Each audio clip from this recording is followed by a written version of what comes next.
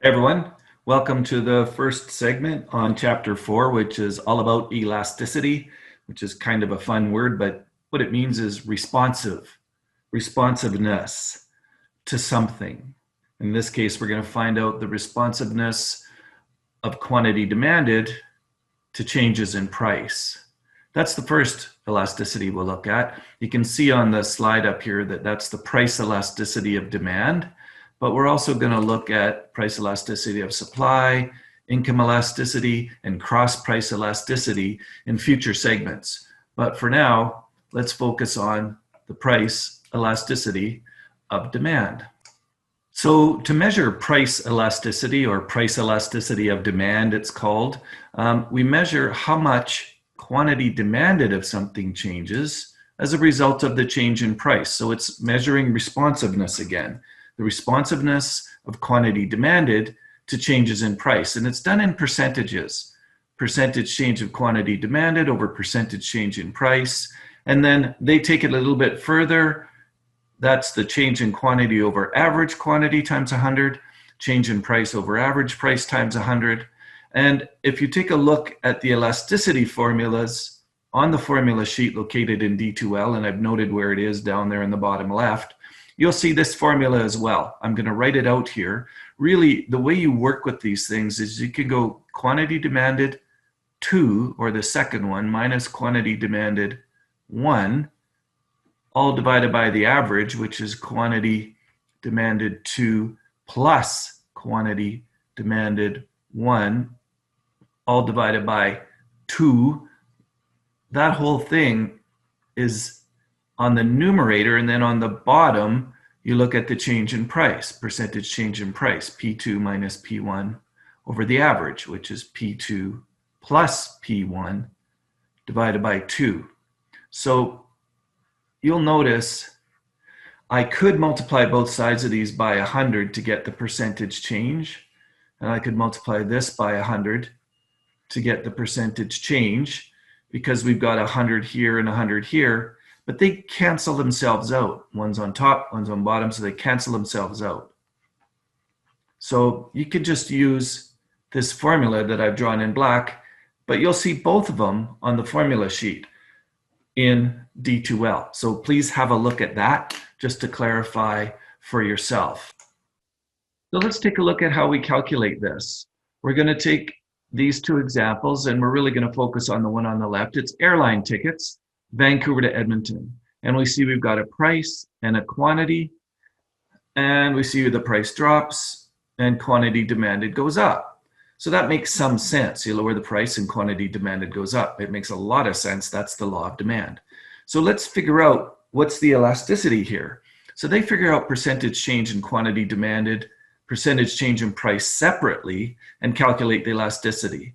So let's just do that up here. The change in quantity is 1100 minus 1000 over the average is 1100 plus 1000 divided by 2.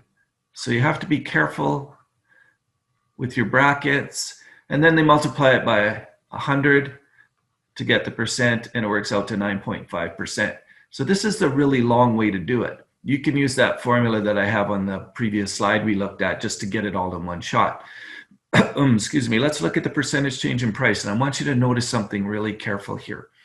I'm going to start with the second row again, because you need to stay consistent for most elasticity calculations. So the price is 550 minus 650 divided by the average, which would be 550 plus 650 divided by 2 times 100. And if you do it correctly, keeping the rows in proper order, this would work out to be minus 16.7%.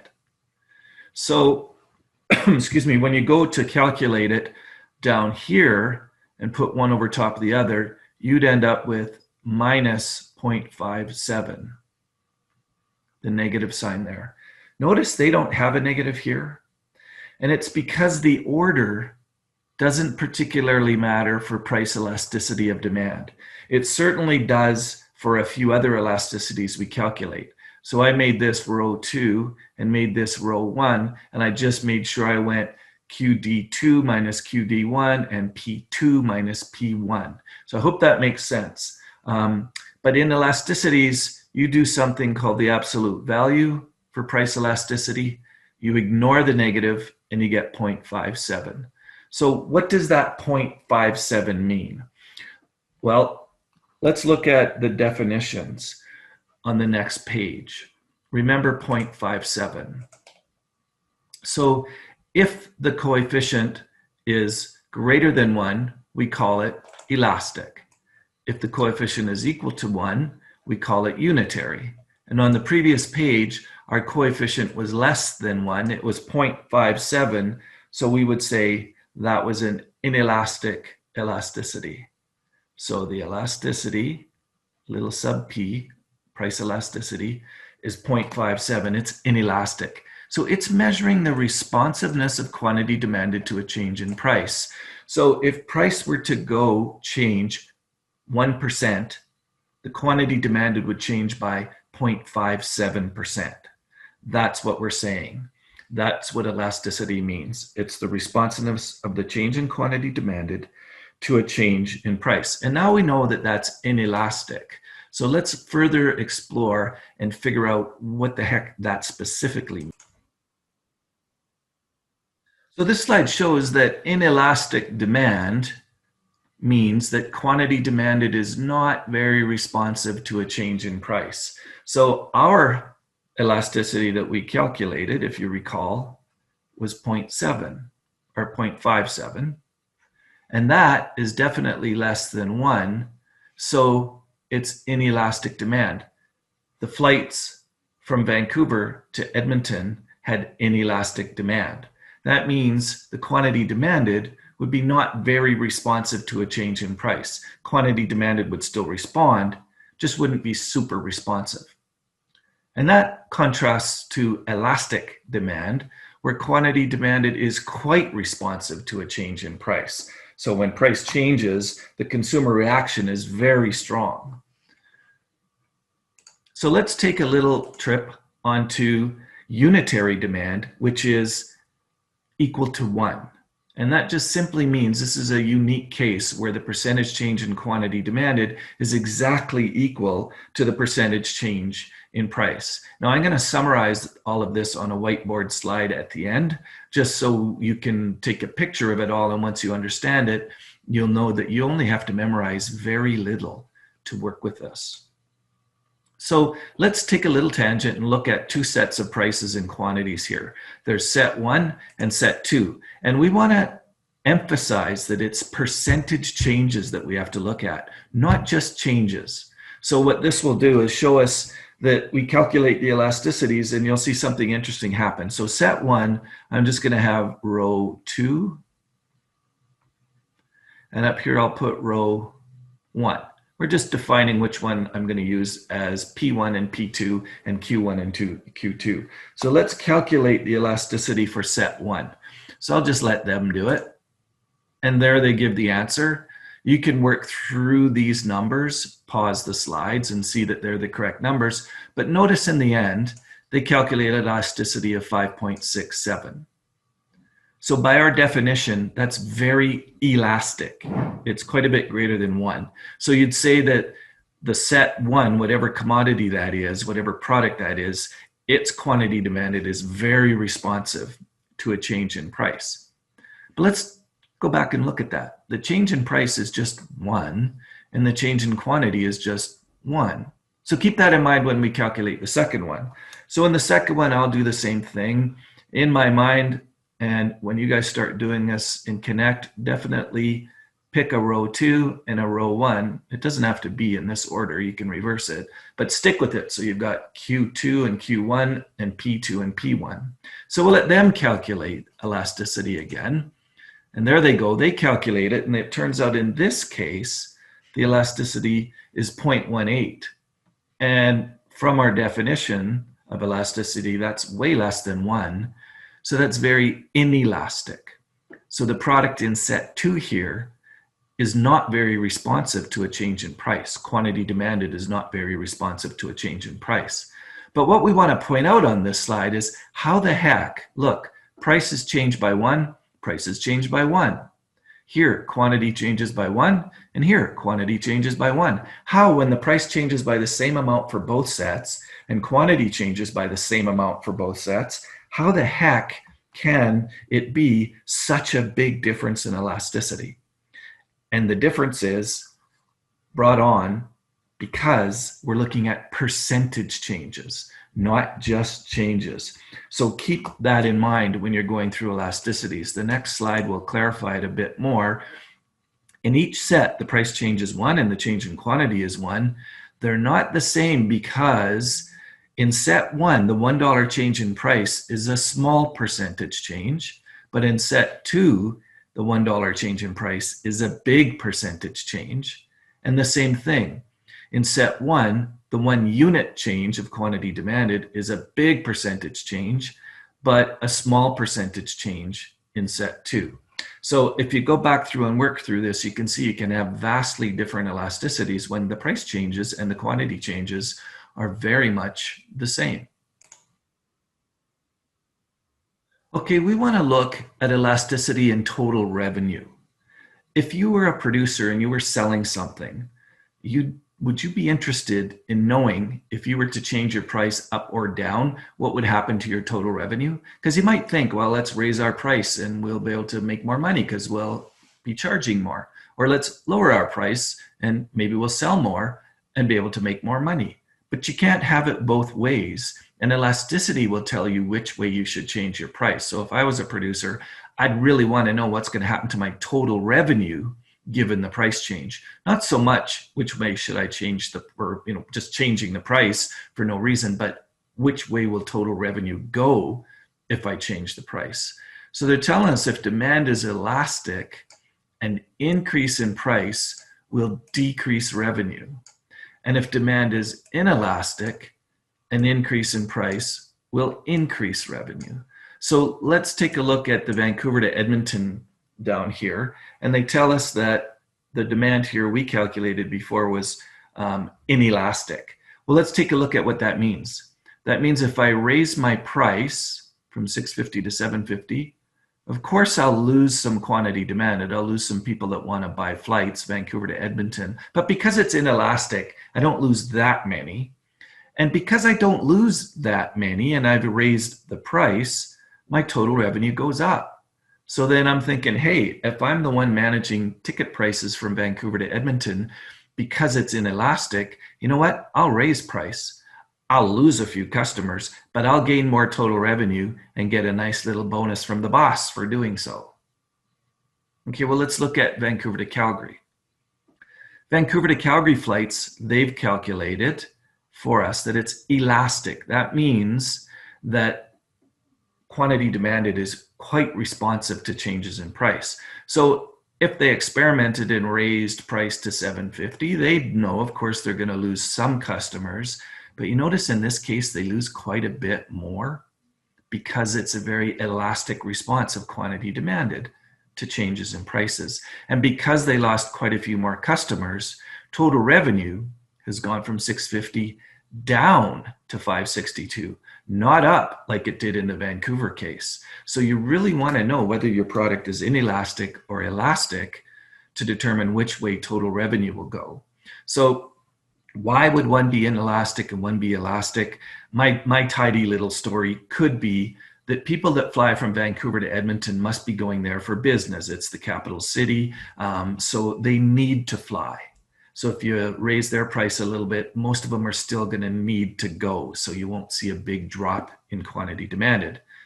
People that are flying Vancouver to Calgary perhaps are coming here because it's a beautiful city. It's got world-class fly fishing in our rivers. We're close to several ski hills in the winter and close to the beautiful mountains in the summer. So people are coming for holidays. And as you know, holidays are the first thing to go when budgets get tight. So if price rises for those flights, people will go, we were just going for a holiday. We don't really have to. So we might lose more customers. We might lose a greater decrease in quantity demanded because of that. So let's take a look at a few other things with relationship to elasticity, and we're going to summarize what happens to total. So we want to know how total revenue changes due to price if demand is inelastic or elastic. So this table nicely summarizes it, and I'm going to give you a much nicer table that's a lot easier to remember in my mind. But this covers it all. So if demand is inelastic here and here, it's less than 1. So quantity demanded is not very responsive to a change in price. So if it's inelastic and price drops, we're going to gain a few customers, not a lot. So because of that, total revenue falls because we dropped our price. If demand is inelastic and price rises, we'll lose a few customers, but our total revenue will rise because we rose our price and hardly lost any customers. So now let's look at the side that's very responsive. So here we're looking at elasticity of greater than 1. So quantity demanded is very responsive to price changes. So if price falls, because quantity demanded is very responsive, we'll gain a lot of customers. So our total revenue will rise. And if it's very elastic and price rises, by the same token, we'll lose a lot of customers because quantity demanded is very responsive. So total revenue falls. All right, the last two, when it's unitary elastic, that unique situation, actually it's ideal, whether price rises or falls, because percentage change in quantity demanded is the same as percentage change in price, total revenue will stay the same in those cases. Okay, so let's take a look at one of these to try and memorize, and that will help you a lot. And if you're going to memorize, think of your cell phone. How many of you own a cell phone? And the answer is everybody. If cell phone plans were to go up $5 tomorrow, how many of you would cancel your plan? And the answer is none of you. Maybe one. Let's say one across Canada would cancel their plan because the plans went up $5 a month. Cell phone plans are very inelastic. They're a necessity. Everybody wants them. And the cell phone providers are smart. They understand that. So if the cell phone plan was to rise in price, the cell phone plan providers will just make more money. Total revenue will rise because it's very inelastic demand. So if you have a product that has inelastic demand, you'd like to raise the price on it somewhat, and you'd see that total revenue went up. So think of the cell phone plan when you're trying to understand the inelastic one. And then from there, you'll see something in this final table that I'll put up at the very end of all this. It'll all tie together then. So I thought right now would be a good time to actually show this little table I put together. So on the left, we've got inelastic demand. On the right, we've got elastic. So inelastic demand, E little p, that means it's less than 1. So what we understand from that is we're saying quantity demanded is not very responsive to price changes. Let me just write this in. Okay, so once we've got that inelastic demand, quantity demanded is not very responsive to price changes, then we said, well, if price were to increase, what would happen? Well, quantity demanded is not very responsive, so we'd lose some customers, but because we only lose some customers and we've increased price, that leads to an increase in total revenue. So this is what the producers would be looking for. That was the example that I said is the cell phone. So if you memorize this one, you'll go a long way to understanding everything else. And here's why. Take a look at the opposite case. Well, what if prices were to decrease? Doesn't it seem logical that the opposite would have to happen? You decrease prices and think, hey, I'm going to try and gain more customers, but quantity demanded is not very responsive to price changes. So you hardly gain any more customers, but you went and dropped your price. So you end up losing total revenue. So in this case, what you want to do if you have an inelastic product, is raise the price, because if you lower the price, you'll decrease total revenue. And the idea, presumably, is to increase total revenue. So if you remember this first one as a cell phone example, where total revenue and price move in the same direction, then you don't have to memorize the other one. So that last thing I said is worth writing down, that price and total revenue move in the. So I wrote that right here for you. Price and total revenue move in the same direction when demand is inelastic. And that's a key thing we want to know, because we care what we're doing to price, but we more care what happens to our total revenue. So let's look at the case of elastic demand, and I've written this all out ahead of time to save time. That's where elasticity is greater than 1, and we said quantity demanded is very responsive to price changes. So here, if we increase price, well, people are going to run away in hordes because they're very responsive to price changes. So that's going to lead to a big decrease in quantity demand. So therefore, because of that, total revenue will decline in this particular case, where we've increased price and demand is elastic. Well, then it must make the sense that the opposite's true. If price decreases, quantity demanded is very responsive, so we'll gain a lot of customers. And because we gain a lot of customers, our total revenue will increase. So we want to know that. We want to know the relationship between total revenue and price. And here we notice that total revenue and price move in opposite directions. So if you want to remember anything, remember this one. Total revenue and price move in same direction. For elastic, total revenue and price move in opposite directions. The other thing you can remember is the one I've underlined in red, because take a look. Price increases, total revenue increases. Price decreases, well, the opposite must happen. Total revenue decreases. I don't have to remember that one. But then when I switch to elastic, just the opposite of inelastic happens. So here, price increase, total revenue increase. Here, price increase, total revenue decrease. And then you do the opposite to this one. So really, you only have to remember the red one, and that's the cell phone example. And it's easy to see that that's inelastic, because none of you are going to drop your cell phone plan just because the plan goes up $5 a month.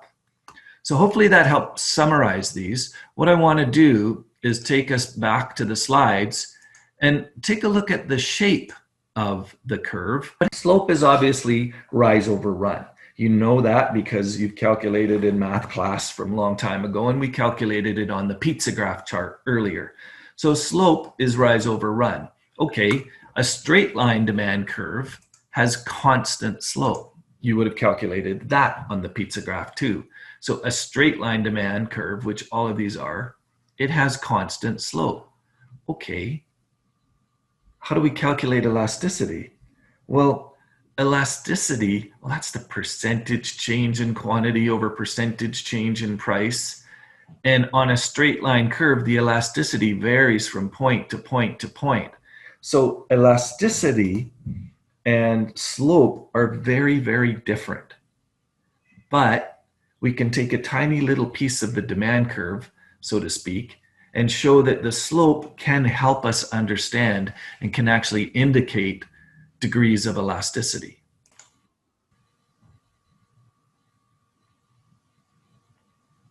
So for an inelastic demand, like the one we're showing here, what that means is a percentage change in price causes a smaller percentage change in quantity, or percentage change in quantity is less than the percentage change in price. So it's very inelastic. So we just draw a line and make that happen, and then we look at the steepness or the slope of the line. Here, we're using a price change of 1 and a percentage change in quantity here. The drop in price is about 18%, and the percentage change in quantity is only about 9. So this is a smaller percentage change in quantity than the percentage change in price. And we get that by drawing a really steep line. So a steep slope represents inelastic demand. Okay, well, let's go look at elastic and see what that looks like. You probably have a pretty good idea. Here's elastic demand.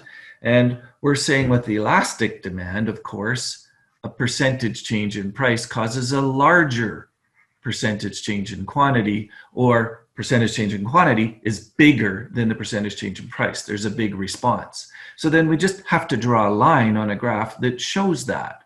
So here we drop the price by the same 18%, but because of the slope of the line, it's pretty flat, we end up with a big percentage increase in quantity. So if we've got a flatter curve or a flatter slope, that's representative of elastic demand. Now you've seen me skip over one in the slides. I'm going to back up one slide. And that's the unit elasticity, where percentage change in price just equals the percentage change in quantity. Now we have to understand what unit elasticity means, but we probably won't be drawing a graph like this to show unit elasticity. Right? We stick more on the steepest ones or the flatter ones to show elastic versus inelastic. So we've come back to the whiteboard just to add that little bit of information to our inelastic and elastic table here. So I'm trying to draw price and quantity, and you think as I'm drawing this, should I draw this demand curve really steep or really flat? And because it's inelastic, I want to draw it as steep as I can. That's my demand curve. Well, it can be varying degrees of steepness.